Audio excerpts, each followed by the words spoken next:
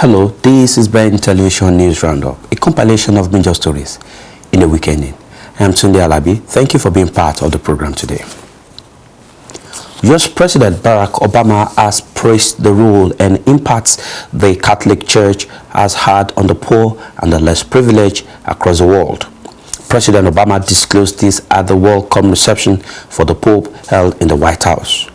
Pope Francis is the first South American to be a Pope and his first time in America. Ladies and gentlemen, the President of the United States and Mrs. Michelle Obama.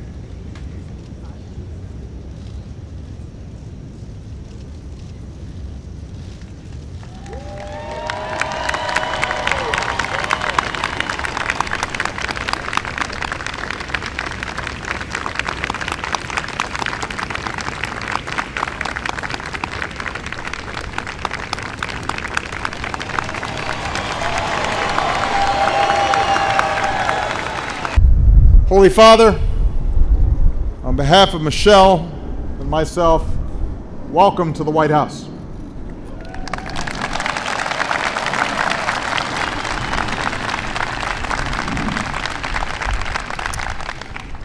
I should explain that our backyard is not typically this crowded,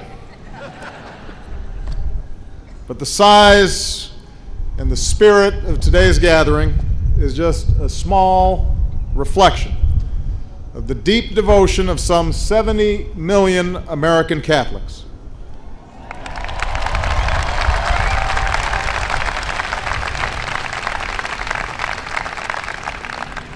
It reflects as well the way that your message of love and hope has inspired so many people across our nation and around the world. So on behalf of the American people, it is my great honor and privilege to welcome you to the United States of America.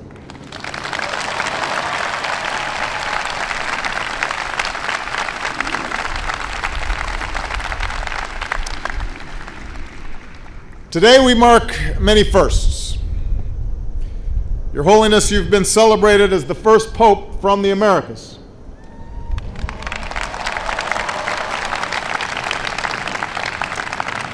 This is your first visit to the United States.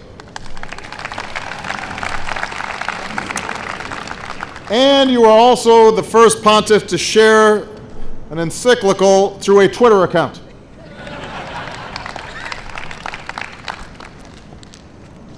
Holy Father, your visit not only allows us, in some small way, to reciprocate the extraordinary hospitality that you extended to me at the Vatican last year, it also reveals how much all Americans, from every background and every faith, value the role that the Catholic Church plays in strengthening America.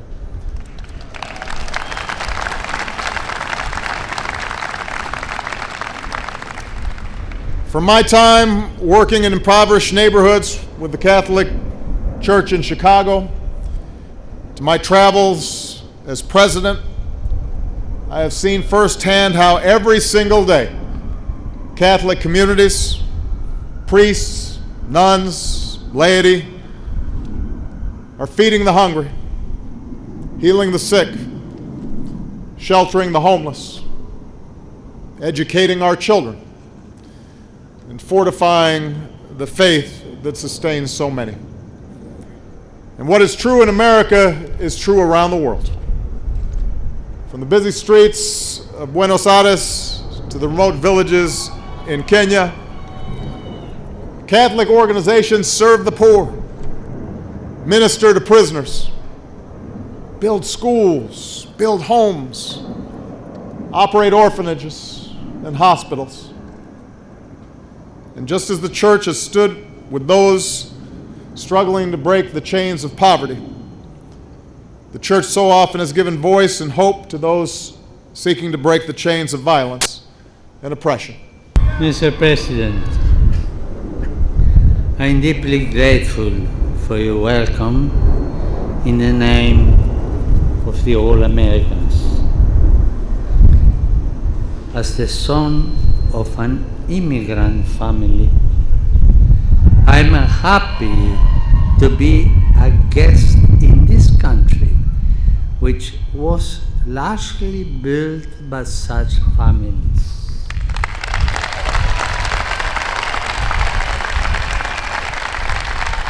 I look forward to these days of encounter and dialogue, in which I hope to listen to and share many of the hopes and dreams of the American people. During my visit, I will have the honor of addressing Congress, where I hope, as a brother of this country, to offer words of encouragement to those called to guide the nation's political future in fidelity to its founding principles. I will also travel to Philadelphia for the 8th World Meeting of Families to celebrate and support the institutions of marriage and the family at this critical moment in the history of our civilization.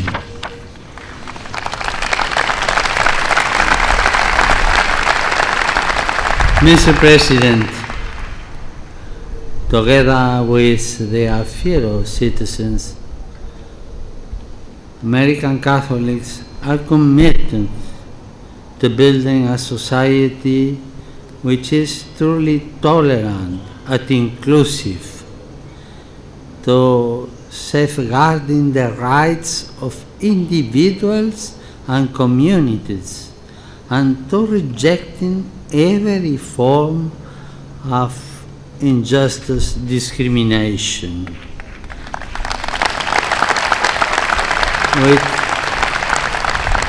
With countless other people of goodwill, they are likewise concerned that efforts to build a just and wisely ordered society respect their deepest concerns and the right to religious liberty.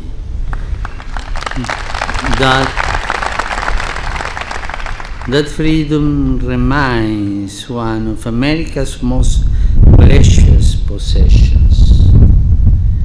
And as my brothers, the United States bishops, have reminded us, all are called to be vigilant, precisely as good citizens, to preserve and defend that freedom from everything that would threaten or compromise it.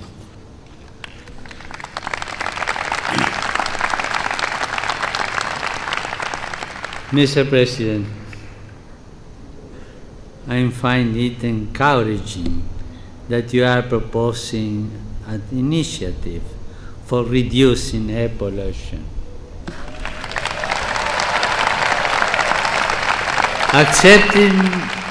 Accepting the urgency, it seems clear to me also that climate change is a problem we can no longer be left to a future generation.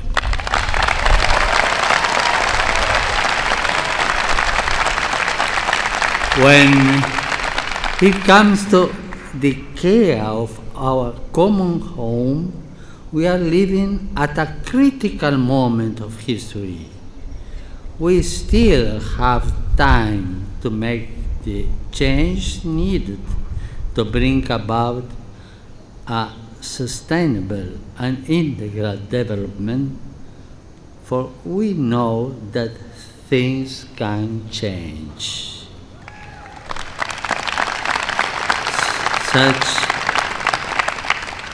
Such change demands on our part a serious and responsible recognition not only of the kind of the world we may be leaving to our children, but also to the millions of people living under a system which has overlooked them. Our common home has been part of this group of the excluded, which cries out to heaven and which today powerfully strikes our homes, our cities, our societies. To use a telling phrase of the Reverend Martin Luther King, we can say that we have defaulted on a promissory note, and now is the time to honor it.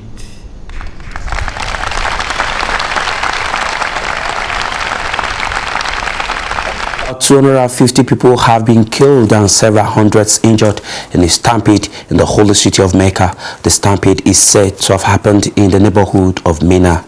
The dead were among the over 2 million people from around the world that were attending the peak of the pilgrimage in the holy city of Mecca. Yusuf Taha from the BBC's Arabic service spoke about the death. Before, so many times over the years and decades. One of the worst we had was in 1990 when 1,400 people were crushed at the same place. Now, this place in Mina is the penultimate rite in the rituals of the Hajj. So people are required to throw 10 pebbles at a pillar which represents Satan. That pillar is surrounded by a low wall, circular in shape, and people go there to throw these little pebbles in a symbolic act of stoning Satan, the devil. Some people mistakenly think that they need to hit Satan very hard as they can muster, and also with as big a stone as they can find anywhere around. So, and also many people think they need to be as close to the pillar as they can. In all this push and shove, some people get hurt, some get crushed to death, as happened today and as happened in previous years. Education. Now we have 1.5 billion Muslims around the world, and Saudi Arabia this year allowed around 2 million people to come to the Hajj. In previous years, the numbers peaked at about 3.15 or thereabout, sometimes about 3 million a quarter. However, the Saudi authorities thought that this is too many to handle and keep safe at the same time. So they introduced further restrictions over the years, and that's why this season of the Hajj we have only 2 million, around 2 million people there. However, still education is lacking for some of those people, that they need to behave in a more safer manner, and also they don't have to be in the first row next to the pillar or thereabout. You know, the Saudis built sort of a multi-story infrastructure there and walkways so that it can accommodate more people and safely. However, many people still think they need to push and shove to be the first there, to be as close as possible to the pillar, if not in the first row, and that's where the accidents happen. We have there 4,000 emergency staff and paramedics on site, and 220 vehicles including ambulances to ferry those injured or dead to hospitals and morgues. So they have been trained over the years. The Hajj has been happening for 1,400 years, so they've had a lot of training. And also Saudis have not been really stingy with spending money in investing in the infrastructure, in investing in training. World leaders have gathered at the United Nations in their largest numbers at this year's General Assembly session. Among the 150 world leaders and prime ministers at the session are Pope Francis and Nigeria's President Muhammadu Buhari. This year's General Assembly marks the 70th session of the organization. Pope Francis arrives at the UN on September 25th, just hours ahead of the opening of a major anti-poverty summit. He will address the UN staff and have a private meeting with Secretary General Ban Ki-moon, whom he has met 3 times before at the Vatican. We have been discussing many issues, including poverty eradication and migration, refugee issues last time, and most importantly, climate change. The Pope will then give a highly anticipated address in the General Assembly Hall. Remarkably, he seems to have emerged as a real voice of global moral authority on things like refugees and climate change. So a lot of people will be looking to him and what he has to say about the state of the world. Then it's down to business with the world's toughest problems. There is going to be a lot of self-congratulation about the Iran nuclear deal, but that will be overshadowed by the humanitarian crisis in Europe and the continued power of the Islamic State in the Middle East. On September 30th, there will be a high-level meeting on the refugee crisis in Europe.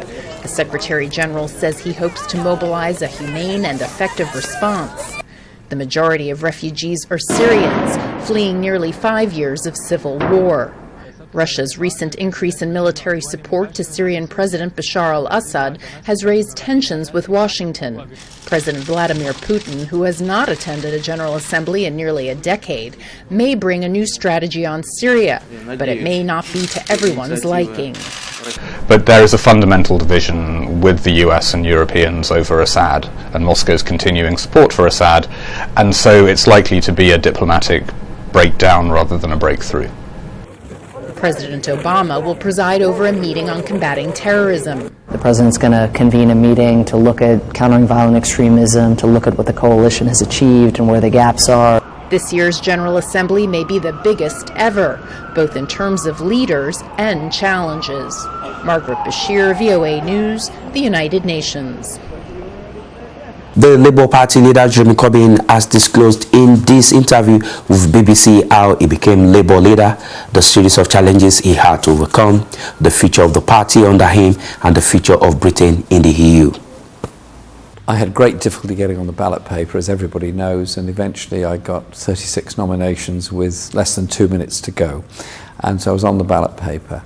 And we always felt, those of us that had decided that I would be put forward and onto this, that there was a lot of people out there that wanted politics done a different way, and they saw the Labour Party as the way to achieve it.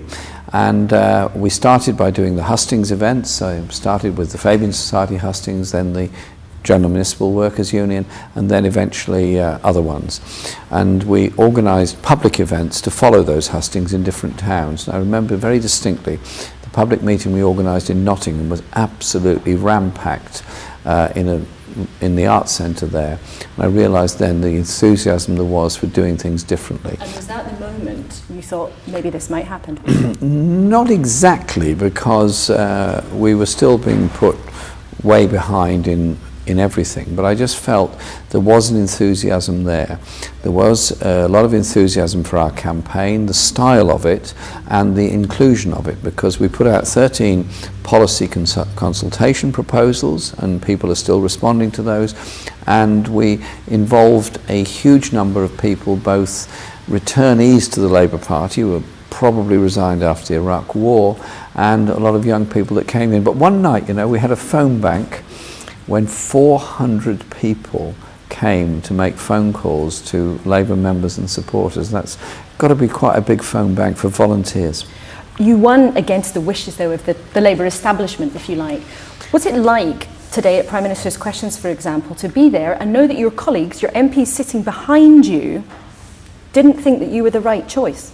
Very interesting experience, and I've had some absolutely fascinating conversations with people ever since I was elected. Yes, I have a mandate that comes from members and supporters.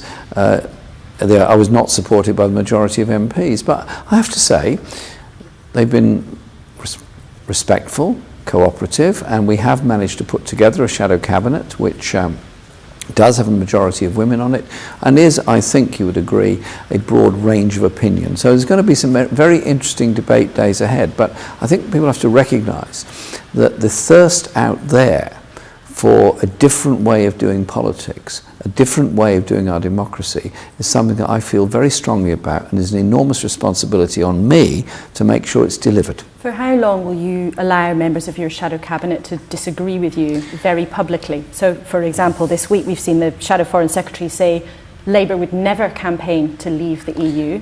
Now, that's not your position, or is it? Well, we're having discussions to sort this question out, basically on the question of Europe. I want to see a social Europe, a cohesive Europe, a coherent Europe, not a free market Europe. That is a developing position. It's not a problem. We've had that discussion, and we're continuing that discussion. There will be very clear statements coming out in the very near future. Don't worry about that. But in a straightforward sense, right now, could you see a situation where Labour, with you as leader, did campaign to leave the EU? No, I don't see that position, because I think we're going to be working with trade unions and social groups all across Europe, as well as social groups in this country. So I see the way forward as how we develop the idea of a social Europe. What I was opposed to and remain opposed to is the idea that David Cameron could go around Europe and give up workers' rights, give up environmental protection, give up a whole lot of things that are very important, because Europe has a interesting twin-track approach. Up until Maastricht, there was a growth in the social Europe idea. Post-Maastricht, it's been very much free market economics. I want to see something different. But what happens if David Cameron comes back with a deal that you don't like? If those protections that you think are very important do disappear? In a straightforward way, can you see, if you don't get the deal, if David Cameron doesn't get a deal that you agree with, can you see Jeremy Corbyn as leader of the Labour Party hypothetically campaigning to leave the EU? Well, it's a hypothetical question, but what I would do first of all is strongly oppose what Cameron has done and say we have to stay in Europe to change those policies, and that would be a manifesto commitment up to 2020. But we're working this position out at the moment. That's fascinating, though, because that's a change, a very clear change in your position. But you have said previously... I've said I wouldn't give Cameron a blank cheque, and I don't give him a blank cheque. Very interesting. On another subject, welfare, for example, your shadow cabinet, members of them, have said they do support the welfare cap. Do you? The welfare cap is an imposition by this government which hurts the life chances of a lot of poor people who receive housing benefit to pay for exorbitant private rented property. And it's been imposed, and the effect has been social cleansing of the central areas of many of our cities. I am opposed to that cap. I don't believe it's fair or right, and I don't believe we should reduce it either and have a twin-track cap across the country. And so I see it as being removed. So you want it to be removed. Members of your shadow cabinet do not. They've been clear about that. For how long will you allow the situation to go on where it's discussion rather than decision? Because some people believe if you're at odds with the members of your team, it gives out a message that you're not really in charge. The message is this cap is damaging to people's life chances. The message is this cap is unfair. The message is that the government also should consider about the amount of money that's spent from the welfare budget that subsidises low wages and high rents. But on the point of disagreements with your team, voters eventually need to know what the Labour Party would actually do if you're in charge. Who is in charge? Is it your policy? I've been elected to lead the party. I want to take people with me. My whole default position is one of discussion and persuasion, and that's the discussion and persuasion that's going on. Now, you, if I may say so, seem to be assuming that I'm going to dictate everything. No, I'm not. I'm going to persuade people. That's what my position is. But I would ask colleagues to recognise the mandate that the leader of the party has received from a much wider electorate. So in the end, the final decision is yours, with that huge mandate. This is all we have for you on News Roundup this week. Thank you for being part of the program. I am Tunde Alabi. Do have a very good week ahead of you. Bye. As part of our continued efforts to reach the African and other ethnic communities in the United Kingdom with greater impacts and create the platform to hear your silent and unheard views in this hugely growing community in the United Kingdom, our channel, Ben TV, presents to you another live current affairs television program. Our focus on the program is to review and discuss issues around the diaspora community in the UK. The program offers you that unrestricted voice on issues affecting you in the UK. Join us live every Monday at 10 a.m. to 12 noon. Another business segment of Dialogue in Diaspora, 2 to 3 p.m. every Monday. But guess what? You know you can be part of the program. Just send us an email at bentelevisionuk@gmail.com. Dialogue in Diaspora, your voice, your opinion on our TV.